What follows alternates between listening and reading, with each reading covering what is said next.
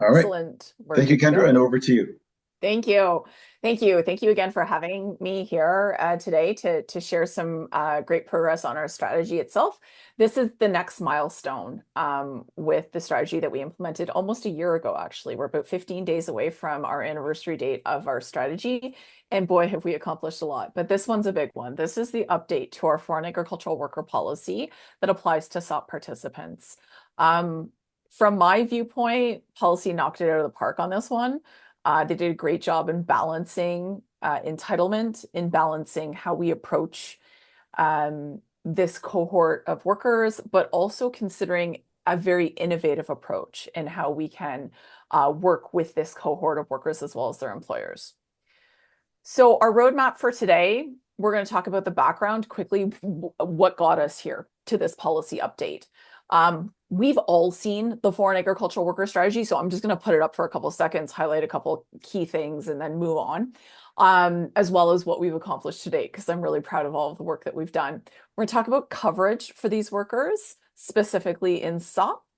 We're going to then really deep dive into that policy update to really understand what's important for you to know for this growing season, because today is the day, it's active. And then we'll talk about the payment model because I think it's really important for stakeholders to understand what the scheme looks like and how it creates that balance. So I have a comparison of like what it looked like in 2023 when we retired the suitable occupation in Ontario to today's model that's effective today when we go to calculate benefits for accidents that happen today and going forward. And then, of course, we have question and answer opportunities, but keeping in mind that if something comes up while we're talking that you're like, need a little clarification, just let us know, okay? So the background, what got us here today? So historically, at the WSIB, when foreign agricultural workers participating in the SOP program, um, they had limited entitlement to loss of earnings or LOE benefits. I'm going to use the term LOE because it rolls off the tongue a lot nicer. Following repatriation when they had an injury, even in circumstances of ongoing permanent impairment resulting from work-related injury or illness. So when a SOP participant was injured or made ill while working on the farm in Ontario, and one is unable to return into the program because of the work-related injury or illness, we would determine a suitable occupation in Ontario. So what that meant was we would find alternate work similar to a resident employee worker. We would find alternate work that they could do, and we would determine that. We'd say you're capable of doing this work. Except, as you know, they legally couldn't do it because their visa and immigration status wasn't here anymore. So in lieu of that, return to work plan that we normally would give a resident worker that was injured, we would pay 12 weeks of benefits. Following the end of those 12 weeks, we would adjust their benefits to reflect what they could earn if they were able to work in the determined suitable occupation in Ontario, which often what happened was that would decrease their earnings to zero because we know that the SOP program tends to be minimum wage focused, or it would be a very small partial LOE just to mitigate the difference between the two because of hours worked or whatever. And a key reason for this being in the Ontario-based suitable occupation and associated earnings. Whoops, I went too far. I somehow fast forwarded us. Sorry about that. Technology. So anyways, so key reason that we did this was really, it was related to, our legislation and our interpretation of the legislation. But really what I want to be clear about here is when this practice was adopted in practice, I'm using the term practice because that's what it was never in policy. Back in 2012, we weren't where we are today at the WSIB. Um, Really, we know that necessity is the mother of invention. The pandemic created technological advancements for us organizationally and how we connect globally. We would never be hosting these sessions like this pre-pandemic. So as we dig into the strategy and we start talking about our new approaches, I really want you to think about, could we have done this back in 2012? If you think about it, what our technology was like back then, I don't know that we would have even considered this change at the time because it just wasn't, the art of the possible. And really, that's what we're looking at is what is the art of the possible today? So we know that the catalyst for change following the leading case decisions from the Workplace Safety and Insurance Appeals Tribunal, so this was back in 2023, September 2023, it concluded that the long-term LOE benefits for foreign agricultural workers ought to be based upon the ability to earn in their actual local or regional labor market. So what that means is the consideration for a suitable occupation in their home country when they're unable to return into the program. Within this decision, and before I even talk about that, I want to talk about a little bit about our leadership. So at the time in 2023, we had a change in leadership and a change in view on how we approach this type of work. Really, part of the reason that we embarked on this journey was the passion that both our president, Jeff Lang, and our chief operating officer, Gavin Pokin, had for this work, and the importance of ensuring that it was equitable, that it was dealt with in a fair and with dignity for these workers. So they announced this opportunity for us to look a little further into this program. And that was announced publicly on September 22nd, 2023. And I feel like it's important just to remember our timelines here, because we are working on a very short timeline when we look at all of this. So our response. So really, this was an opportunity. And following the release of those WSIB decisions in the leading cases, we saw it as an opportunity to both review how we looked at the cases in this particular program, but also how we really came together organizationally to understand the program better. We're very thankful for our partners at OFEGA, our partners at the consulates and liaison services, who really helped us be thoughtful in this process. They helped us think through our changes as well as our approach when dealing with this vulnerable population of workers. I'm not going to dig into, you've heard me speak about it before. Really, what this was about was focusing on available local labor market, as well as being innovative in how we approach this cohort of workers. We know that they come to our country to help help with our food security, but also help you run your business. So we needed to make sure that as we approach this, we had to be balanced. It had to be focused on both the worker as well as the employer, because collectively they work together. The workplace parties are here to work together and you support each other. The agriculture industry is such a different industry in comparison to any other industry in Ontario that we deal with at the WSIB. And that's why it was really important for us to be innovative in the approach that we took. So when we look to the foreign agricultural worker strategy, you've all seen this place card before. I'm not going to go through it. We've seen it, we know it, we live and breathe it. Our focus is three-pillared and three-pronged: prevention and compliance, communication and engagement, and case management, all under the underpinning of making sure that the customer service experience is better, easier, and faster to deal with the WSIB, both for employers and injured and ill people. Now, one of the things that I'm going to highlight in the prevention and compliance side of things is there's some new things that are coming out from workplace health and safety services, and I'm kind of excited about it. Now, I can't steal their thunder. I'm not going to do that to them. But watch, there's more announcements coming specific for agriculture, specific for these group of workers and yourselves as their employers. So once we get that news and they're able to share it, we're going to be coming to you to let you know all about it, okay? So I'm just kind of giving a teaser there, but it's exciting. So at the conference, I shared this slide.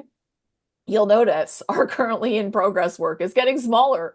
That's because we were able to actually add to it the sharing our experiences with other Canadian workers' compensation boards. We have become the leader in this space.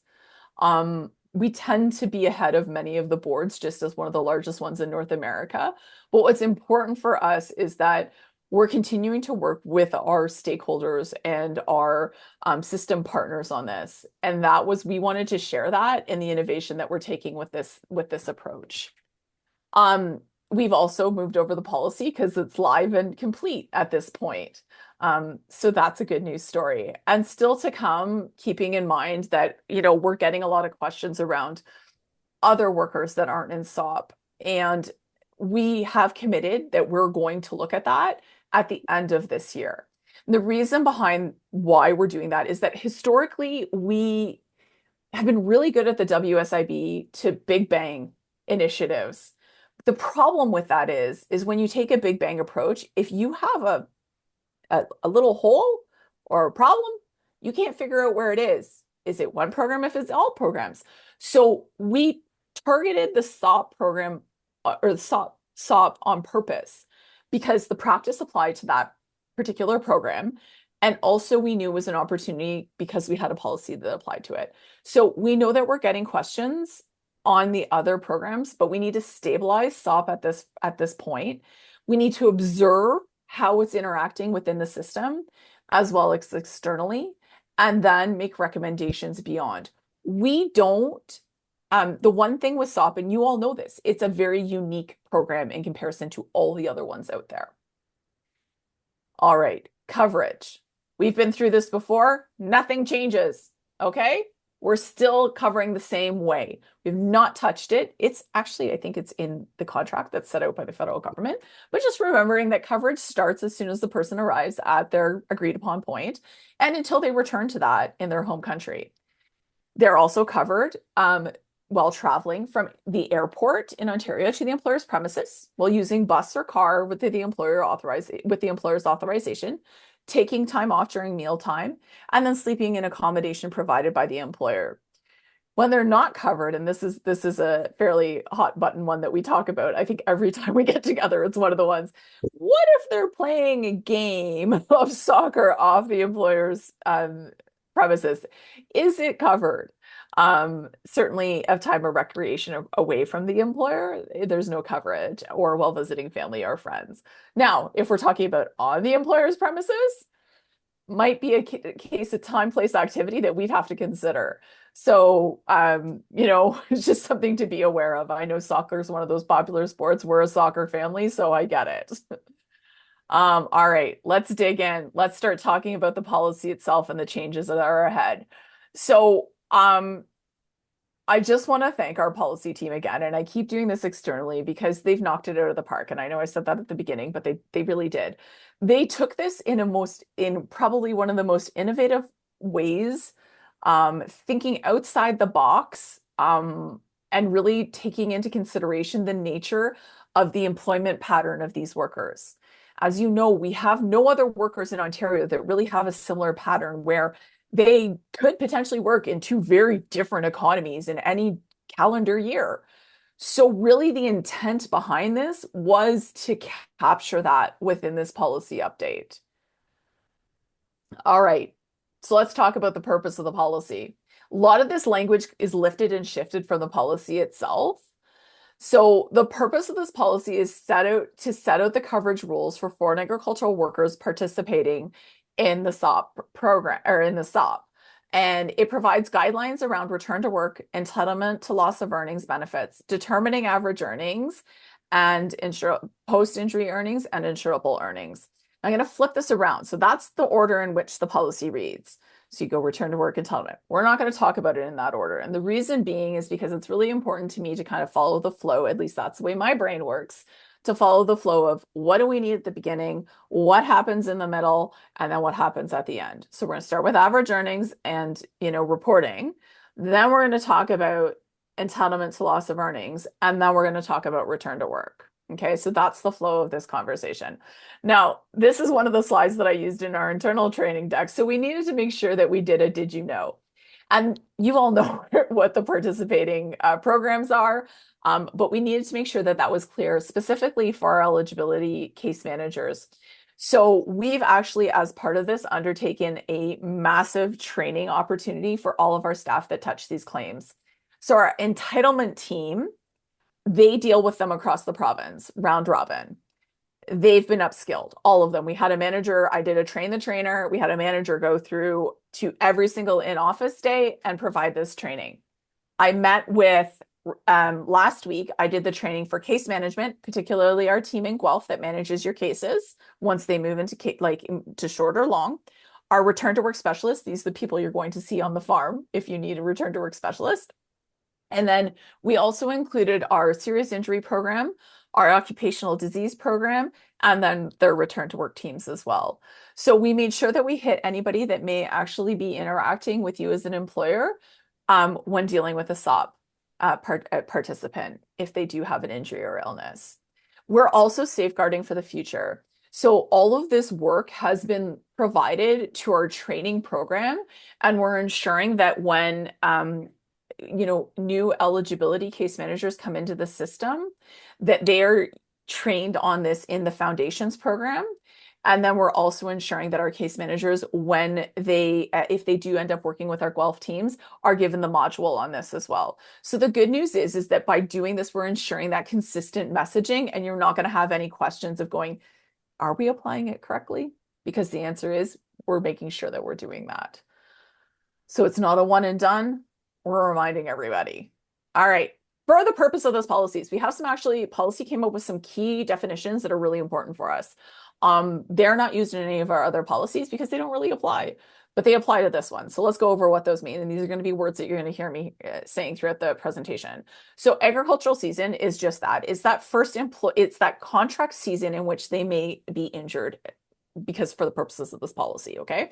So it's that first contract season for them in the injury cycle, okay? The non-agricultural season, or non-agri, as I've been saying, is really that period between agricultural seasons. So if post-injury they return home and then they're coming back into the program, which is our hope, that's the non-agricultural season for the purposes of this policy. The contract, what that means is that employment agreement between you, the employer, and the foreign agricultural worker and the Ontario agricultural employer or employers for a single calendar year, because we do know that in some cases they do shift between sister farms. So policy was really mindful of capturing that when we're talking about the contract, okay? And it's separate from, in addition to the contract that's held potentially by seasonal agricultural workers. Anyways, the key being it's that contract, okay, that's held. And then intended work. So intended work really was important for us because how we're calculating the loss of earnings benefit or the average earnings comes into play. So intended work is the notion of, in their home country, we become satisfied that they had intended to work in the non-agri season, or had historically had done or completed intended work. We've also safeguarded the idea of if we need to provide earnings, what does that look like? So we know that we can't say to them, you need to provide us earnings, and it needs to be in the same similar, consistent manner in which we would accept it here in Ontario, because their economies are different and what their governments accept are different. So what we made sure is we collaborated with the governments to understand what they would accept, and we'll continue to collaborate to ensure that it's consistent and mindful. But there has to be proof of earnings as well as intended work. It can't just be like, well, I was planning on working. Okay, what does that mean? Because we do know that the economies are informal. So, the consulates and liaison services are aware of the requirements and will ensure that if it needs to be provided, that how we go about that, okay? All right, let's dig into average earnings. This is the fun part for me. So when I look towards average earnings, when we think about it, we're going to think a little bit differently than what we do for an Ontario or a resident worker. Okay. So in these cases, first of all, short-term earnings. So we know when we report an injury, we report the 4 weeks prior to the injury. Okay. So those are the earnings that we set the compensation rate off of. So generally, we're continuing to calculate it the same way that we did for an Ontario worker, okay? There is no change. You're going to report the 4 weeks prior, we're going to calculate the earnings. This is where the difference lies. So they are considered non-permanent workers, okay? For a non-permanent worker, that means that we do a long-term recalculation to really reflect their earnings pattern. For an Ontario worker, we would do it at the 12-week mark. We're not doing that in this case. The reason being is that we wanted to reflect the idea that their contract is really the reason they're here. They're here to earn for their families to send the money home. And we needed to really reflect the nature of their earning pattern. So for that reason, the short-term cycle and duration of the short-term cycle is linked to the contract end date. So what does that mean in practice? So let's take a worker who's contracted to come here for 8 months. They're injured in week 5. You're supporting their remaining here to ensure that they get that recovery going, and you believe that you're going to be able to provide them with modified work within their NOC and LMIA. We want to make sure that you're sticking within the rules, but you know that it's going to take them 16 weeks to get better, to get to that point to be able to perform that modified work. They need some surgeries in there, that sort of thing. So instead of at the 12-week mark, which we would have done yesterday in these cases, we will pay the short-term rate for the 16 weeks because that was what they intended on earning while they were here in Ontario. So again, we're creating that fairness and the expected income. Okay. But flip side, okay, because I know maybe many of you are thinking, uh-oh, we're going to pay for a longer period. Here's the flip side, okay? So say they get injured, they're in their 8-month contract, and they have 2 weeks left before the end of the contract, and they get injured.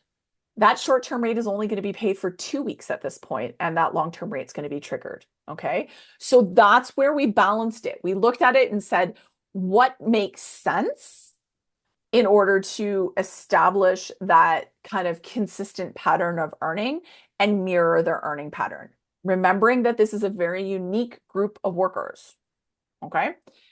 So now let's look at the long-term rate. How are we calculating it? Again, generally the same manner that we would for a Ontario worker and non-permanent, but here's the difference. Historically, we would have used what's called probable EI.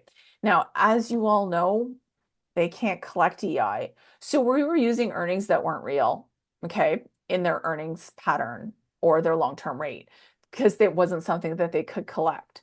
So now what we're actually doing is we're going to take earnings from their home country. They need to present us with, what that is. We'll do the conversion and we'll include that in their long-term rate. So again, reflecting that long-term pattern, okay? So their earnings pattern year over year. We'll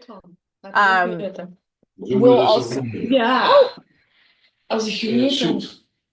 Sorry, Nee. thank you. I was gonna say, can we mute ourselves? Thanks. Sorry about that. I moved forward. Okay, now recurrence earnings. Recurrence earnings get a little bit more complicated, so I'm not gonna really dig into these too much, but what you need to know is this. If somebody has a recurrence in the same growing season, the initial growing season, similar to somebody in Ontario, we're gonna do like for like layoff earnings to recurrence earnings, whichever is higher, we're gonna pay it. So again, creating that balance. When it comes to if they have a recurrence while they're in receipt of the long-term rate or in that non-agricultural season or outside of that initial contract season, what we will end up doing is comparing the long-term rate to their new short-term rate. So if it happens while they're at home in the non-agri season, then we will pay at the long-term rate because their earnings are likely lower if they have a loss. Because that's the other key point. Do they have a loss? Or if it happens in subsequent, we'll balance it out and compare whichever of the two is higher. So consistent with what we do today, it's just that we'll compare the long-term rate in comparison to going back to the layoff earnings, okay? So again, creating that balance. All right, let's put this model in action and talk about it, okay? So what does it mean when it comes to LOE entitlement and how are we going to decide who gets earnings, okay? Who gets paid LOE? So if the worker is in Ontario, pretty standard, okay? If they're unable to perform any work and there's no suitable work, we're going to pay full loss of earnings as long as they're participating in healthcare and return to work. Normal, same. Okay, resident workers, we treat them like. And keep in mind, the reason I keep saying is we're treating them the same is because really that was one of our driving principles here is mirroring the services that they would receive or entitlement that a resident employee or worker would receive. So I want to just kind of reinforce that it's like for like, okay? Now, if they're able to perform suitable work, again, with the accident employer, we would then look to see, is there a partial loss of earnings? Sometimes we know that there might be a little bit when they return to work initially, they might be at reduced hours or whatever. Or it could be no LOE. It's just going to depend if the injury really does impact that ability to earn. And we look at that. So nothing changes, like for like, okay? Now let's talk about worker repatriation in home country. So we're at the end of the contract. Or in some cases, they may be permanently unable to return to agricultural work. Now, what we've seen from the retro cases is that's actually a really minimal number of workers, okay? Because in many cases, what we found is as we dug into these retro claims, they came back into the program or came back to the employer year after year, okay? So I applaud our agricultural employers because really it's important for them. We saw that it was important for them to return these individuals back to their farm and accommodate them. So that's pretty amazing, especially when you start comparing what we see in Ontario itself. Agricultural employers are standing up and saying, "Yeah, we're bringing them back. They're part of our family. They're part of our workforce. We're here for them," which is amazing to see. So, anyways, I digress. Let's talk about in the cases of permanently unable to return to agricultural work and cooperating in healthcare and return to work activities in their home country. So, really, when we say permanently unable, and we're going to dig into this a little bit more, when we say permanently unable, it means like there's really no chance of returning to any agricultural work. What policy did was really creative in the writing of the policy. When you start looking at that and if you read through, you'll see that it talks about any. It doesn't tie it necessarily to the agriculture employer itself that where the injury occurred, or illness. It says any agricultural work in Ontario, because sometimes we do know that system like an employer may change the programs that it's leveraging, or maybe they move on from growing that type of crop or whatever the case may be. So oftentimes, if an amputation happens, it doesn't preclude them from doing the work. It just means that they have a permanent impairment. So it doesn't mean that we're going to drive straight to a suitable occupation in home country. It means that you still have the ability to do the general duties of an agricultural worker. And it's really a reason unrelated to the claim that you're unable to return to that employer. Okay. So just policy did consider that when writing and did a great job of it. But there are cases where it does happen. There's just no ability to return them back into agriculture work. Okay. We're finding it's minimal, to be honest with you. Employers are bringing them back, but in some cases we will end up with circumstances just like we do in Ontario for a resident worker. We have to go the route of suitable occupation. So in these cases, full LOE while cooperating in healthcare and return to work, normal. Okay. Like for like. Now, if they're permanently unable to return to agricultural work and we've completed those activities, what will continue at this point and what we weren't seeing is we will look to reduce their benefits. If we're unable to determine a suitable occupation, then of course, similarly to somebody in Ontario, we would pay full loss of earnings. If we do, and they continue to have a loss, so we're not able to fully restore those earnings, we would pay a partial loss of earnings to age 65, again, like for like within our legislation, or there would be no LOE if we're able to restore those earnings with the earnings in home country. Okay, so we offset the earnings that they have with the suitable occupation. Similar to Ontario, we offset those, but we're going to use their actual earnings in their home country, okay, for the determined suitable occupation. I know we're all a little bit nervous about the idea of a suitable occupation in a home country. What I can tell you is that we've been meeting with the liaison services to understand the retraining in their home countries and what's the art of the possible. I can assure you that they are there for us to say, yeah, let's do this. Do we have to create separate pathways? Jamaica, we're set to, I think, pursue a second one. They have this organization called the Heart Trust, and the Heart Trust is what provides adult learning in Jamaica. So because of this, they're able to kind of create those opportunities in home parishes for learning and bringing those skills to available work that's available in the person's home parish, if we need to go that route. Okay, so that's one pathway. I met with the Mexican consulate yesterday and they said, well, what can we do? What can we do to support this when we do have to go that pathway? And I said, well, we're not there yet with you because we don't have one yet, but should we arrive at that, we're going to be coming to you and partnering saying, how do we navigate this? So it's not that we are looking for employment opportunities for these individuals. It's not that we're just saying full loss of earnings to age 65. Okay, so I want to reassure you, it's working really well, and it's exciting times at the WSIB because this isn't something we've ever explored before. Okay, so let's look at these are the ones that are a little bit more interesting, and I want you to understand these ones a little bit. So if the worker had not returned to work because of the injury and the contract ends. So I'm not talking about the case where in some cases we do know that injured and ill people, they want to convalesce at home, even if you have suitable work available for them. They'll say, you know what, I'm going to go home and get better. That's my goal. I'll come back to you next year.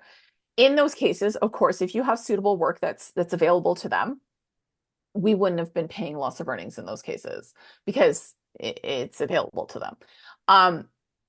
However, in cases where, you know what, you just really couldn't find that suitable work, your small farm, whatever the case may be, in those cases, if we are paying the loss of earnings and the contract comes to an end, what's going to happen is, as at the end of that contract, while we were paying that full loss of earnings, we will terminate benefits. So benefits will terminate because of the following reason. What we heard loud and clear from our consulate and liaison partners is some individuals enter this program, work for 8 months, and their 4 months at home really are a time of rest. It's a time to spend with family. It's a time to kind of just catch up on life at home. So they don't work and have no intended work. So in those cases, their earning pattern will reflect zero earnings during that period because they're really not earning at home. They're living off the earnings that they had here in Ontario. So because of that, we said, well, let's reflect that pattern. In those cases, we will not pay a loss of earnings because they're intending to come back into the program. Okay, so it's not permanent removal of the program. They're intending to come back into the program. So we anticipate that their earning pattern will continue as normal. However, if the person says to us, hey, I had intended work, so we will then look to see if that intended work is they're unable to do it as a result of their injury or illness. And in those cases, we will pay a loss of earnings while they continue to recover if they till a point that they can either do that intended work, which is similar to what we would do with somebody here in Ontario, or they re-enter the program, whichever comes first. Okay. Now, similarly, this practice will apply if they had been performing suitable work and available work in Ontario, either at a wage loss or no wage loss, and they're able to return into the program next year. We have a plan. It's set to go. We're good to go. In those cases, again, we would apply the similar model. No LOE unless there was intended work. All right. So let's talk about return to work a little bit more. What does this mean? Yeah. Just the spirit of today is giving industry sort of a glimpse into what's going on. What's the plan that you sort of envision for doing updates on how things are moving? I'm always kind of on the extra cautious, the extra paranoid side. Every government policy with the more well-intentioned it is, the more cynical I am, and not because of you, just because in general, I'm super cynical, and I don't think anyone else on this call is as cynical as me. I've made it an art form. So if there are patterns that are unusual in the workforce population, I'm not saying anyone's going to do it, because I think countries have an interest to have good performance. Of so course. People don't switch it. I get it. The incentives are there for things to run well. What if there are unusual behavior patterns that happen after this is put in place? To what extent are you planning on monitoring it? And to what extent can we sleep soundly knowing that Kendra will be sharing those observations over the coming months?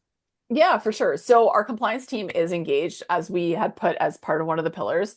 So we're always monitoring compliance to ensure that there's an understanding of what the program's working. I think there's been safeguards implemented within the policy that still kind of say, fundamentally, we are focused on return to work and recovery in Ontario. Okay. So similarly, we can't always assume that, somebody is going to go with a pathway of, this is my opportunity, right? What we saw is there was honestly, in the retro cases, so many of them came back into the program. It was enlightening, actually. So I'm not as concerned, given as what we saw with the observation, that we're going to start see a pattern of kind of spiking or concerns, because the employers are also coming to the table and providing that work. Right. So I think if we just continue on the course that we're doing right now, we shouldn't see any of that. But of course, we continue to monitor any concerns that do happen with any of these cases and see if shift needs to be taken within the policy. What I should have actually prefaced at the beginning of this. So you probably know, with WSIB, policy goes to consultation. We were in a circumstance that we really needed this policy in play for this growing season. It's just the reality of it. There wasn't sufficient time to ensure for consultation before implementation. We also had some other challenges with the provincial election occurring, where we can't go to consultation. What our policy division has committed to, though, is they said, let's get this in play. Let's try it. And we've committed that it's on the policy agenda to open it up within the next 2 years. So if something is not working or it doesn't make sense, we've got that avenue safeguarded within the next 2 years that it's going to be explored.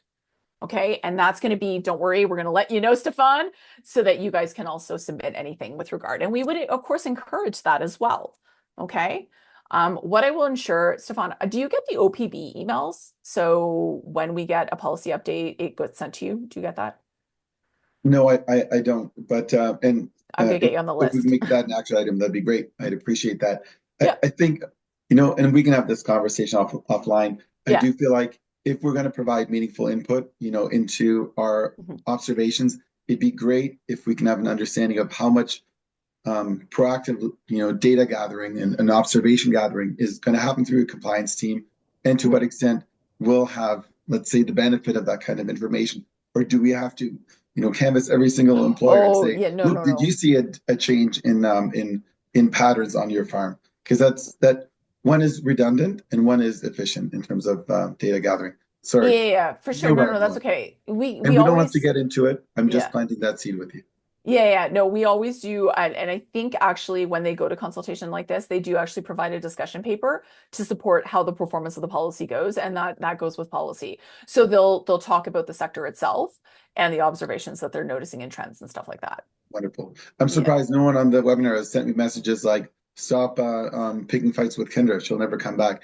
So carry on. And thank you for humoring those questions. No worries. It's always good discussion. Okay, let's talk about return to work. So what we need, this is the key, this is the meat and potatoes of what we're here to talk about today. What we need you to do.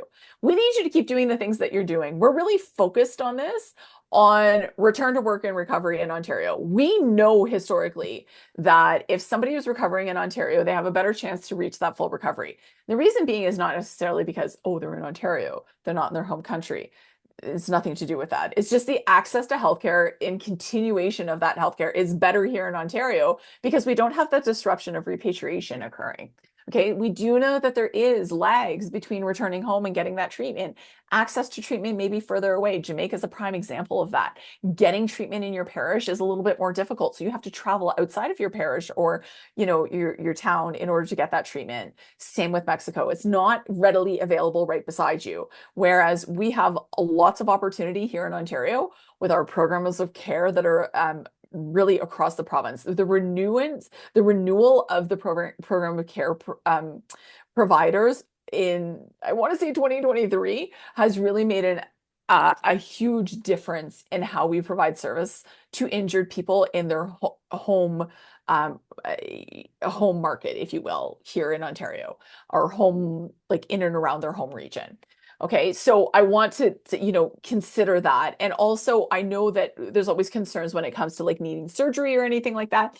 We do have access to specialty clinics as well as surgical clinics that allow us to access healthcare a little bit faster than through the standard OHIP system. Now, many may think, oh my gosh, what does that mean? It's just that we create capacity by providing these specialty clinics and opportunities to provide extra surgeries in the system itself throughout the year. So it's really just creating that capacity through this alternate pathway for healthcare, okay? But what we really need to do, what we need to continue to collaborate on is that available work in Ontario, so suitable occupation. Now, one of the things that you'll note that we did actually put within the policy is we're not asking you to violate your LMIA, because I think everybody is afraid of our IRCC. I am. I never want to be on their bad side, or CRA for that matter. Nobody wants to go there. So the idea is making sure that it's within the scope of the work permit that they're here to complete. Okay. So just keep that in mind, that a return to work specialist should not be looking towards alternate work as being, or a case manager as being, office work, because we know that's outside of their LMIA. If you do start to get that, please call the manager and just have a conversation and say that's not the pathway that we can go because of our LMIA. But we do know that the NOC is very broad. So maybe there's an opportunity, and sometimes you may not think of the opportunity. So what we have is these return to work specialists. So if you're thinking we got nothing, okay, let us have a return to work specialist come out and help support that conversation. We're actually doing a lot of data mining when it comes to this work and accommodation on the farm. We've even taken it one step further. We have an accommodation team that supports our return to work specialists. And we've committed for the seasonal agricultural worker program participants, our SOP participants, that we are in cases of return to work immediately consulting that accommodation advisor, and it is likely that you may get them out. Now, what they do is these people are brilliant. They bring an ergonomic background, and they will actually sleuth out tools and techniques that will help with accommodation on the farm. So it might be that, the person can't do a certain activity, but with an accommodation device, they can. And our this is what they do. They literally have this entire catalog of ideas, or they'll go looking for ideas to remove that barrier and return to work to make it suitable and safe for the person to perform with their injury. So we started that last year, got a little bit of insight, and we're only continuing to grow that catalog this year. Okay. So Kendra, Yeah. How much of that is different from current practice? So current practice, typically what would happen is the return to work specialist, or I'm going to say historical practice, because we started implementing this last year. We wouldn't have the accommodation advisor involved. That is a new role at the WSIB too. So it's not like it's like, oh, it's just for this. No, it's actually a newer role. And it was a trial that has been turned into a full-blown program here at the WSIB. So that's net new, which we're really excited about. They send out these great emails about product of the week. I'm like, I'm buying that for myself because I'm getting older and it's harder to bend over to garden. So these are the little things that they're doing, but they've really got some clever ideas. So that's one. The second one is the return to work meeting. There is an expectation that our return to work specialist is going out to you. They're going to see you, and they're having a conversation about how do we accommodate them here in Ontario. What we were often seeing is that we were going straight to a suitable occupation in Ontario versus actually looking to see how we can help support them coming back into the season the following year. So what we will also help support is, we do know that you can name request the person to come back. We heard of some barriers this year, and we're busy breaking those down with the liaison services to make sure, where somebody was name requested and they said, well, they're still not recovered.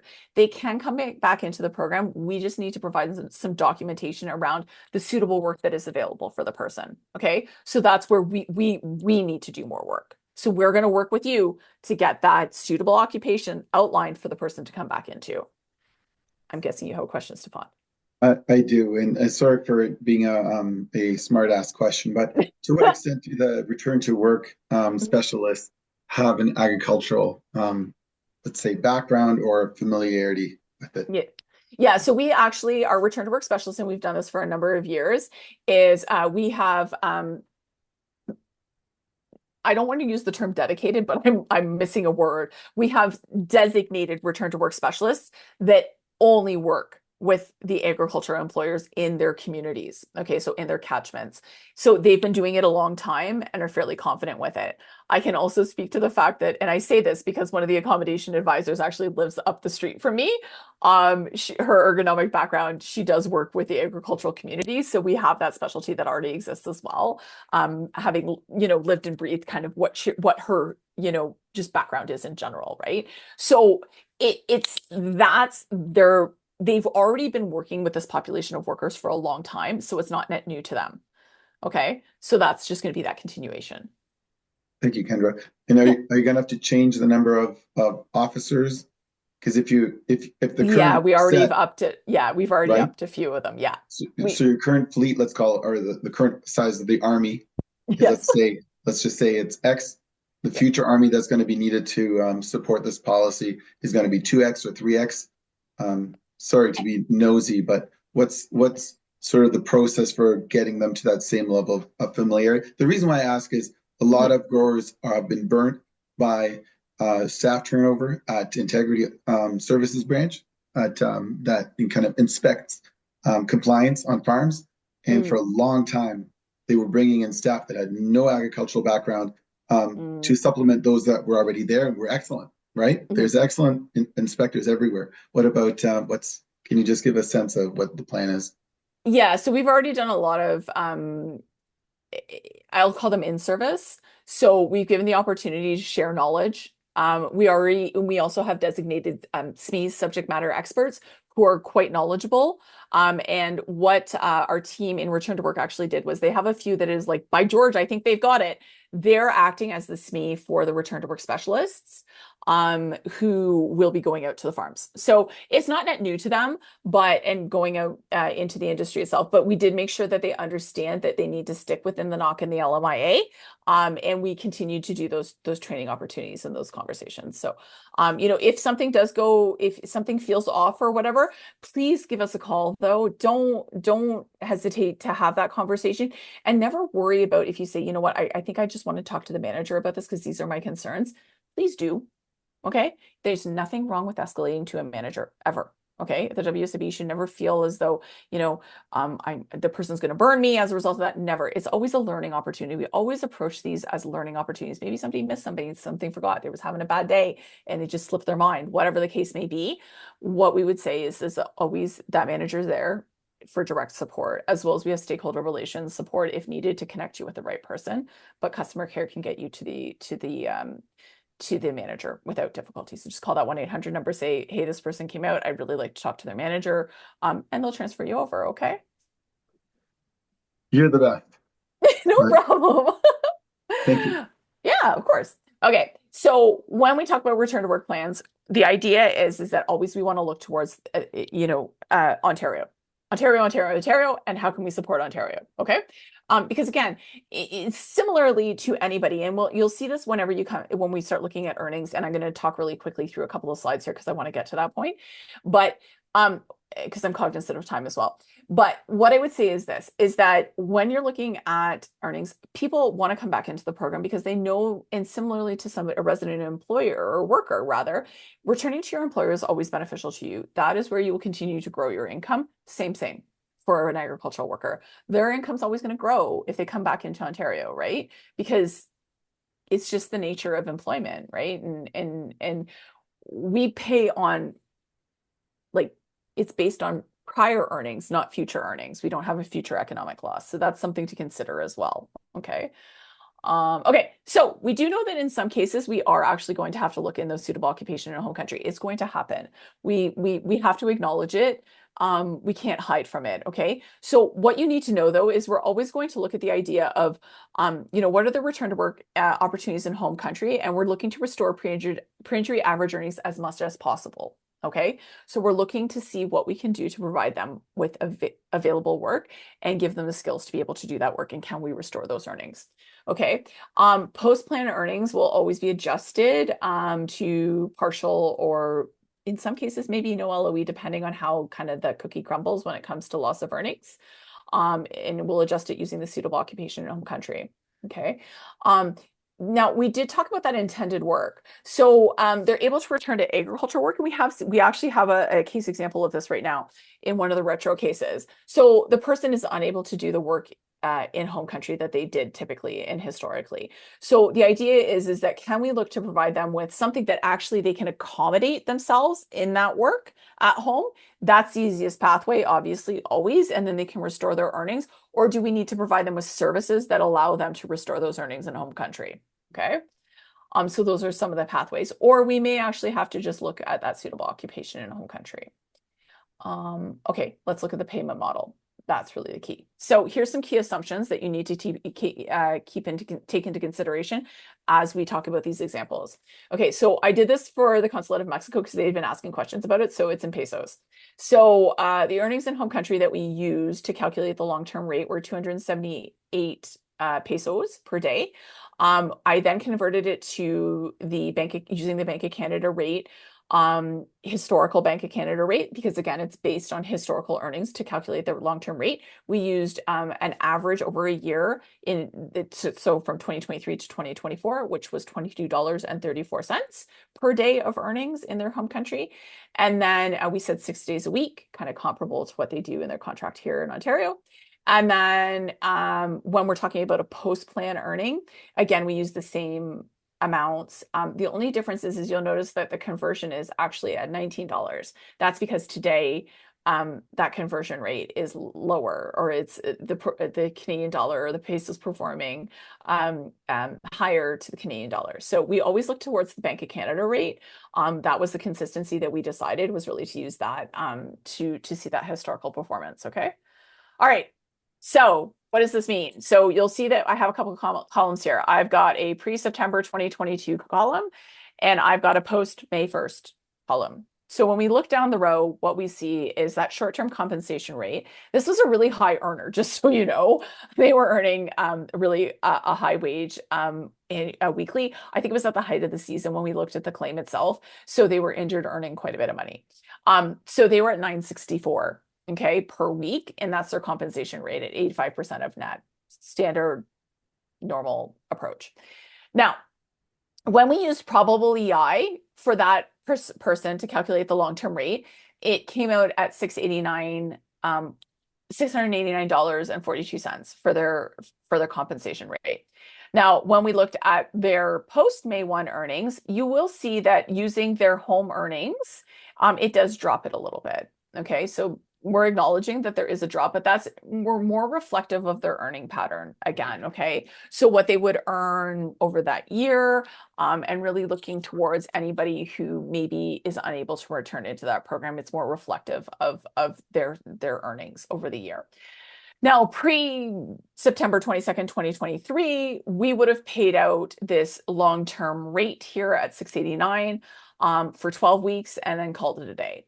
So we would have paid out in that claim about $8,200 in loss of earnings benefits. Okay. But now when we turn to this new program, we do see that there is that more reasonable compensation over the non-agri season.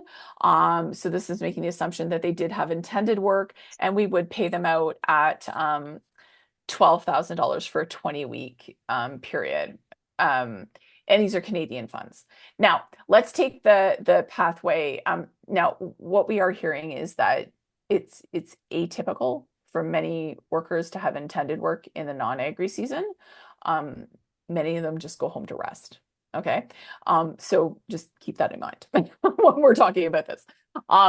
When we look towards scenario 2, so this is somebody who can't enter back into the program. I've got another example to show you what it looks like when they don't have earnings between growing seasons, just to demonstrate that as well. So when we look towards the individual who needs retraining because they're unable to return back into the program, we're going to look at that full loss of earnings, and that full loss of earnings for the training period is we made the assumption is fairly standard. 45 weeks is pretty standard for what we would do in Ontario.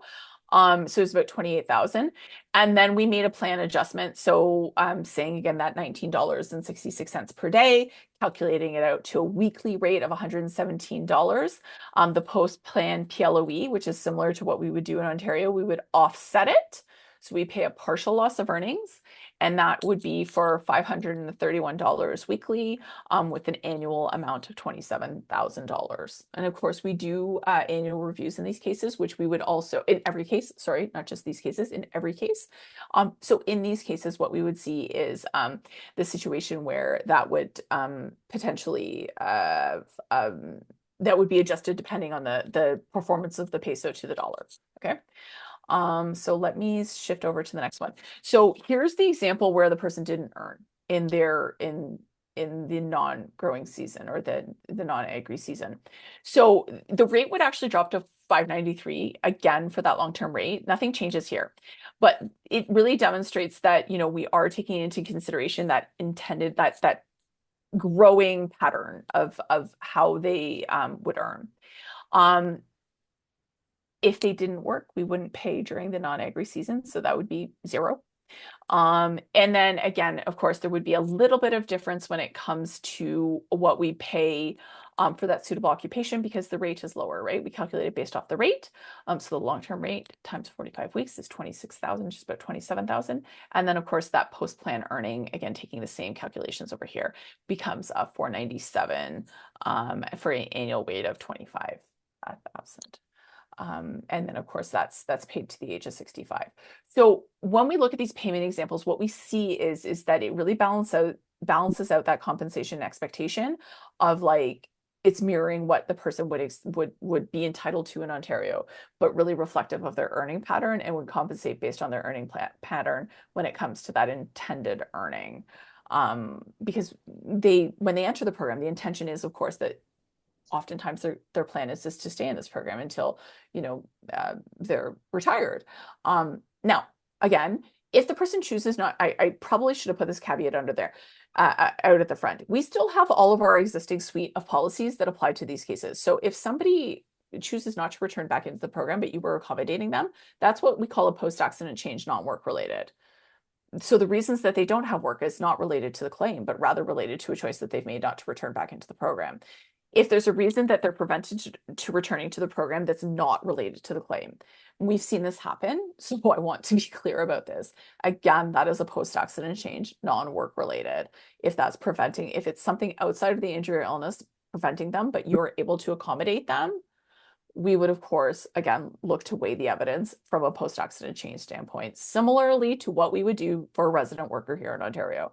So it's like for like application of those policies. So really what we're doing is we're ensuring that consistent application of policies like we would do for a resident worker. We're not thinking outside the box when it comes to applying those policies. We're really just consistently applying them, if that makes any sense. So with that, actually, we come to the end of our conversation here today. I'm going to stop sharing and open it up for any questions that we may have, because I also recognize that I talked to the very end, but I can stay on longer if anybody has any questions. You did amazing considering how many questions I threw at you. So that's okay. Let's open it up to the floor. We've got 14 that includes us, so 12 people. Between the 12 of you, don't be shy. I know we're 1 minute away from the scheduled end. Kendra's not going to bounce, I think you said, right? Yeah, So, no. I can stay on. I don't think I have anything I should check. If I do, I'll tell them to buzz off. And that was 100% just recorded, that I said that I was going to tell my colleague to buzz off. I don't have anything, though. We can password protect the webinar recording. Yeah, feel free to unmute yourselves if you want to ask a question. For sure. I know I've thrown a lot at you.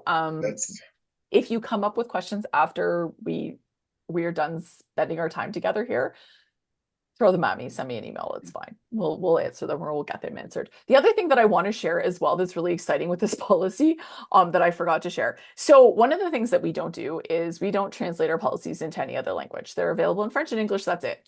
Okay, that's our requirement. This one got translated to Spanish. Nice. It was an exciting day for us to translate that one to Spanish. And so I will share where that's available on our website. Excellent. Good. Yeah. Robert. I have a question for you, Kendra, if you can jump in here. As the rules currently stand on the SOP program, year to year, we as employers have the option of inviting back or not inviting back anybody. Yeah. Who has previously been with us. So in a scenario where someone has been injured, and other can return to exactly the same work, or maybe some accommodations would be required. Is there still the option for the employer to simply say, I'm not interested in Jose coming back, or would there be some expectation, some pressure from WSIB to take? I think it's really looking to see what type of work the person has available. I mean, from a reemployment perspective, right now, the way the contract lies is that it's a contract, and so it doesn't really fall into our period of reemployment, if you will, because there's certain criteria that are required to be met for reemployment. Yes, you can get a copy of the deck mat. I will share it with you. But what I would say is that ultimately that is a decision, but do know that if there is similarly to not inviting somebody back, if they were a resident worker, there are costs that may be associated if we have to go down the suitable occupation pathway. So those are things to consider if there is a permanent impairment that precludes them from doing agriculture work. Okay, that's the other thing that we need to consider. Is there permanent impairment present that precludes them from that work? Because within the policy, what you see written is any agriculture employer in Ontario, because just because you're not inviting them back doesn't mean that they can't do agriculture work somewhere else, right? And we do know that. Yeah. So, I mean, that's a decision. And it could be too that the reason you're not inviting them back is unrelated to the claim. And there's reasons for it. And we always welcome that information because we adjudicate based on a case-by-case basis. We're administrative in nature, and it means that, so it's not precedent setting per case, right? We have to adjudicate based on the facts and circumstances of the case. So if there's something that is the reason why you're not inviting them back, that you think also should be known to the case and may actually create that quote unquote post-accident change, please share that with your case manager to help them make decisions, right? Because we do know that that does occur as well. Yes. Okay, thank you. Yeah, no worries. So just to follow up on that, Kendra, if I understand correctly, there's no interference or change with the freedom of the employer to choose who they want to hire, because every year it's a new set of decisions, right? But on the record keeping and the documentation, you would be looking for more record keeping. But it makes sense. I think that's where the compliance session might be helpful. Okay. Yeah, I think so. And again, like it's just what we need to consider is similar to somebody who is a resident worker. Like if you are choosing, I guess choosing is the wrong word. If you are unable to reemploy them for whatever the reason, and you know, whether it be you're unable to accommodate them, say for example, we do have to go the alternate pathway of looking at suitable occupation. And in any circumstance, regardless of the industry, regardless of the employer, if we have to go to a suitable occupation, there's always a cost and a potential impact, right? It's Right. always, and that's for anybody, right? And maybe we need to do a follow-up, Chad, but I mean, SOB has finite boundaries to the work term. Yes, yes, So yes, there's yes, a yes. very big difference between reemploying someone who's in your employment as a permanent staff, takes a time out, comes back, to someone who's completed their term, reached the hard end, and is one of many thousand candidates for next year's. I think maybe some clarification on that will be helpful, because if there's an expectation on if there's let's say, no, I say interference, influence on the actual hiring decision, that's very different from you just need to document whether or not you're reemploying him for the purpose of the loss of earnings. Yeah, and if there's something else that's going on, you please disclose that to us. Let us know. Like those are things that we'll have to explore. And those may be nuances that, like we said, those are unintended consequences of like the policy application. So because we never want to have like, right? My favorite two words, by the way. Unintended consequences. Yes. Fair enough. So do we need to explore that? So those are things that we want to definitely hear about when we open for consultation, of course. Like let us know if there's something that's not working. That's the opportunity to really have that conversation.